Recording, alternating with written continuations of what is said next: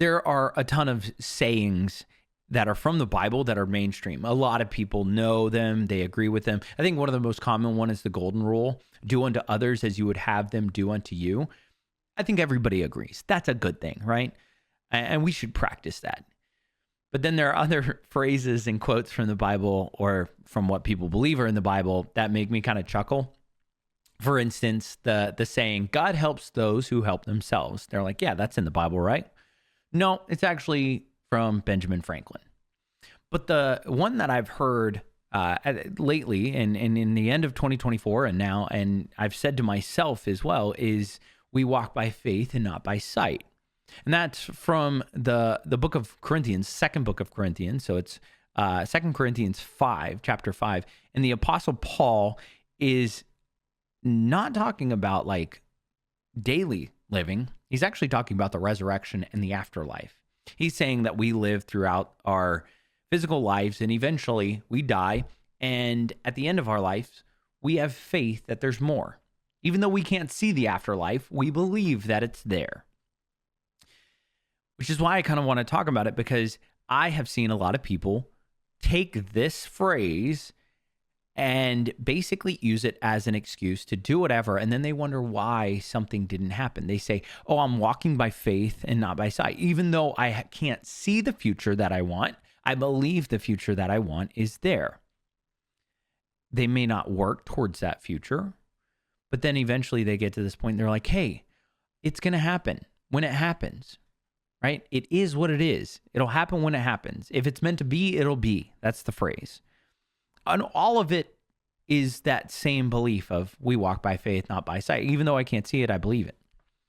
What I find interesting, though, is that phrase that Paul uses is not meant for that. It's meant for the afterlife. We live our entire lives in hope and in faith, in believing that there's an afterlife.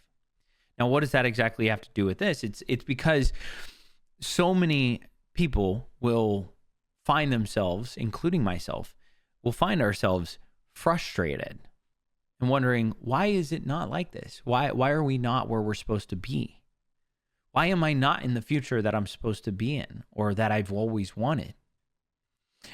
And I really started thinking about this recently because a friend of mine is sick right now. I feel terrible and I want them to feel better. And they've just been taking medicine and stuff. And it's just been a really bad sickness. But then I was thinking about all the times that I've been sick. And have you ever had a cold or a flu and you didn't realize you had a cold or a flu? So like 2 weeks go by and you feel just awful for those 2 weeks. And you're like, something's off, but I don't know what's off. And you just kind of muscle your way through. And you finally get to this point where you're like, I have to go to the doctor. And they're like, yeah, you have a cold or a flu. You need to rest for a day or two. You take this medicine. You need to drink lots of fluids, right? Those are like the common things to break the symptoms, to allow your body to recover. Now, eventually, after 2-3 weeks, if you don't do anything, hopefully your body will fight the infection and you'll get better all on your own, but it'll prolong it. And if you just take a couple of those days where you completely focus in, drink lots of fluids, take the medicine, all that stuff that the doctor advises, usually it's like 2 days. So there's a time gap there of like, with all of the things that you should do, the recommended things that you should do when you have a cold or flu, you get over it much quicker. But if you don't do any of those things, or you do the opposite of those things, you're going to prolong that flu. Now, the same thing is true with faith and the belief of your future becoming what you want. If you don't actually do the recommended things to get the future that you want, it will prolong that future. It'll prolong you from reaching that point. Now, if you don't do any of those things, eventually things will change. Eventually you'll get there, but it may be months, it may be even years longer than you could have if you focused and worked and just pressed on. And I believe one of the main reasons that people give up on faith is because their beliefs don't actually match their actions. They say they believe in God, but their actions say they believe in other things, right? They believe in their career. They believe in their work ethic. They believe in their relationships. They believe in themselves in the sense that they're God. that they can do whatever. They can do anything they put their mind to.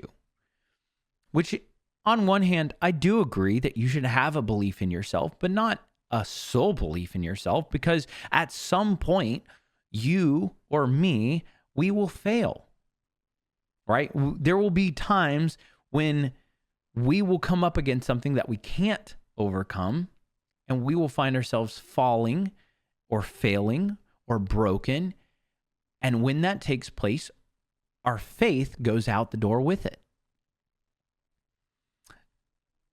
What I really have been intrigued with is this year, I decided to start this year with the Gospel of John, to read through the Gospel of John. And if you've never read through the Gospel of John, I highly recommend it, whether you believe in God or don't.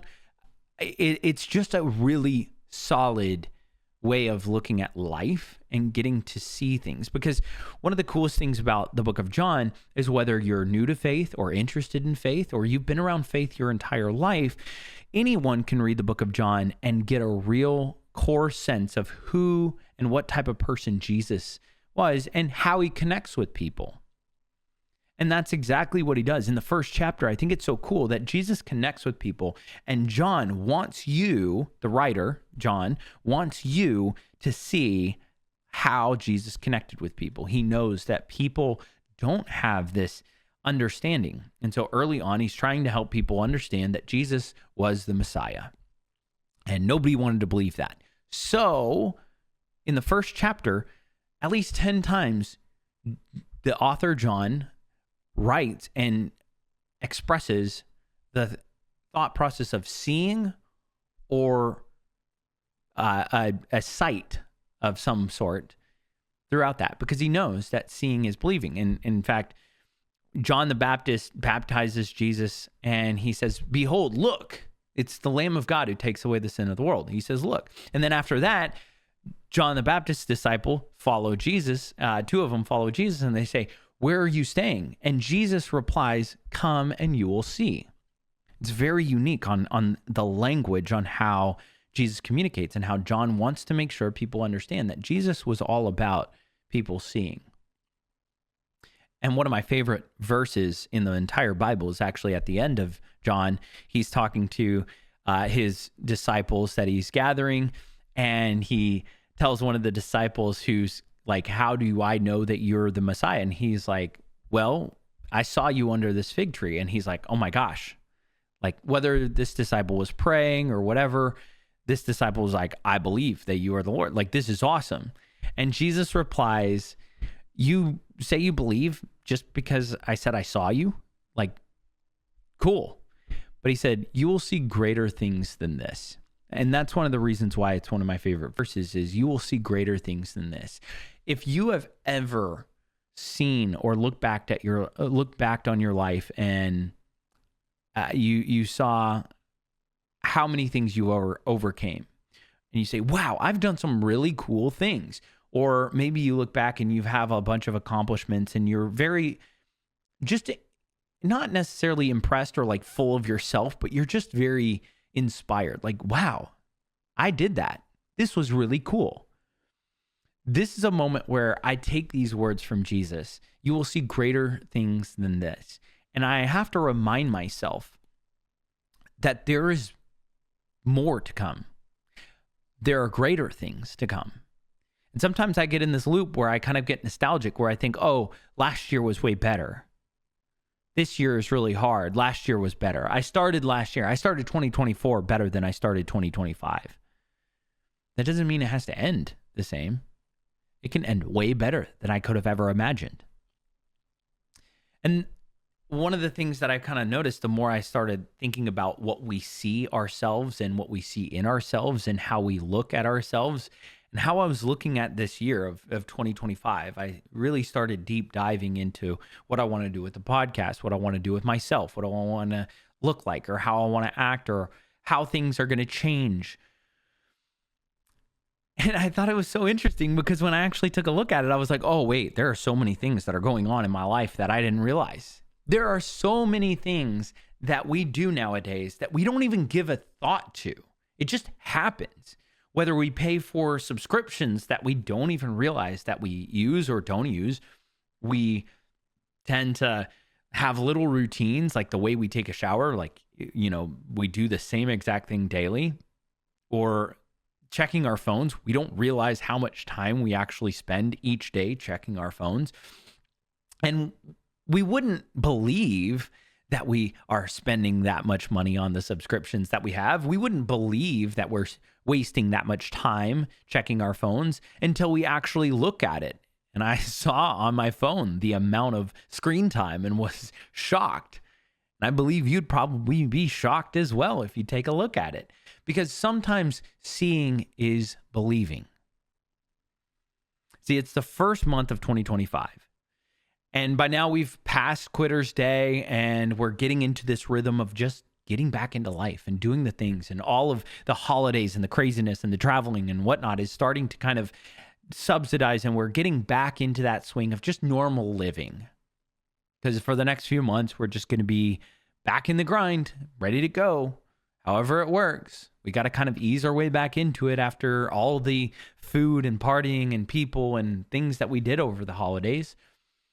And normally I would say let's do resolutions. Now I have goals, and I'll probably go through at some point the 2025 development plan that I have for myself, and the things that I want to do with the podcast, and the things that I want to do personally, because I think it's good to have goals. But one of the things that I wanted to challenge myself in, and I encourage you to challenge yourself as well, is I want to ask a couple questions. Before I start making all these changes, and before I start doing all these things, I want to ask a couple questions. And it's really just two. One, I need to ask myself and others these questions. So that means I'm going to have to be a little bit more vulnerable with people, but I want to ask, what do others see in me? It's not always comfortable, but I wonder what other people see in me. Do they see characteristics of somebody who's caring and trustworthy and kind, and somebody who is going to maybe be inspiring or encouraging? Or do they see somebody who is short-tempered? Do they see somebody who complains at work? Do they see somebody who's not necessarily hardworking, who slacks off, things like that? And what I want to do is I want to write these down first, and I'm writing down, what do I see in myself? And then you contrast, what do I see in myself, and what did I write down, versus what do others see in me, and what did they say, and does it match up? Because maybe there are some things that do match up, and you're like, okay, good, I am on the right track. I see that I'm on the right track. And then there are other things that we're probably like, whoa, missed the mark there. And we can work on that, and we can adapt, and we can grow through 2025 to look a little better. Maybe that means that we have to tell the truth more. Maybe we have to build some of that trustworthiness by being more truthful. Maybe we need to keep our commitments, and maybe we need to set better boundaries. Whatever that might look like to you, that's what we need to start adapting. And the only way we can know this is by being a little bit vulnerable and asking the people who are around us, maybe coworkers or family members or people who are in our relationship or spouses. The other question is, what do others see me do? And this is the one that's kind of hard, because a lot of people will see how we are at work. Do they see me working hard? Do they see me working out? Do they see me do these things? And a lot of you see me post on social media when I go to the gym, and I do it more for accountability than anything. And as you can see, I haven't posted as much because I haven't been going as much. I haven't built that accountability up the way that I needed to, and I've let that slide. And it's one of those things where others can see that I'm not going to the gym. So maybe that's one of those things that I can get back into. And then I have to ask myself, in contrast, of what do I see myself do? And if you're like me and you ask yourself this question, and if you're honest with yourself, what do I see myself do? And does that match up to what others see me do? Sometimes you find yourself, when you are alone, are you being that same person? You know, if you're driving down the road and somebody cuts you off, would you react in the same way as you would as if somebody was in the car with you? Or do you just go crazy?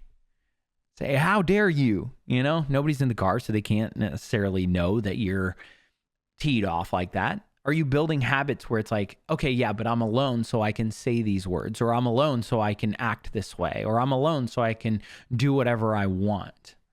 I can stay up late. I can drink a little bit more, or nobody's going to know that I'm going to look at this or do this or try that.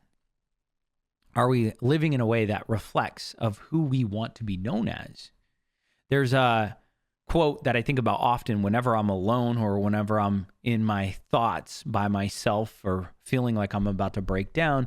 I come back to this quote, and it's from an Under Armour commercial where it's going through Michael Phelps' training regimen before the Olympics.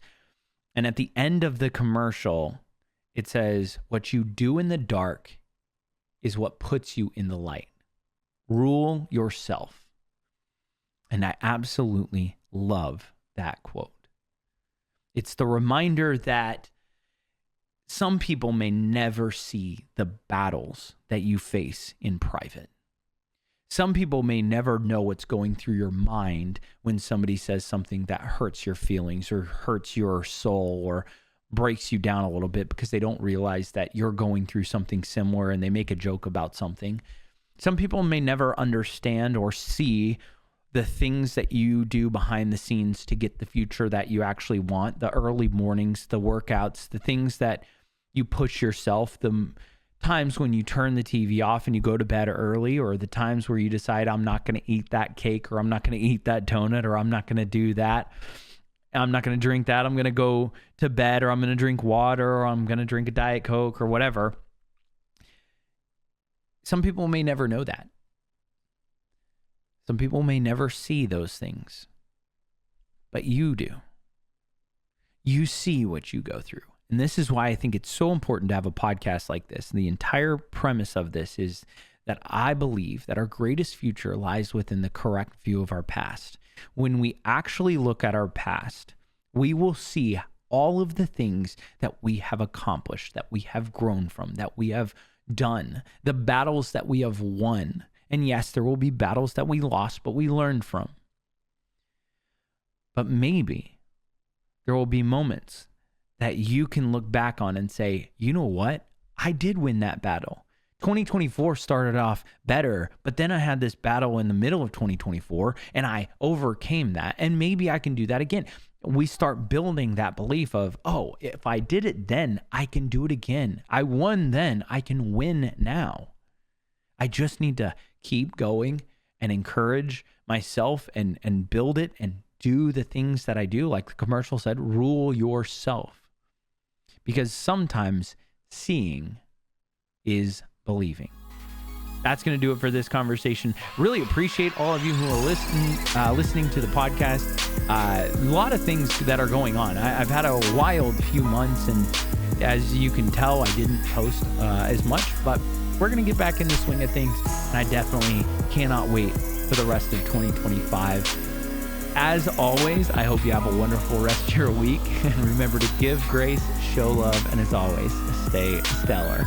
Peace.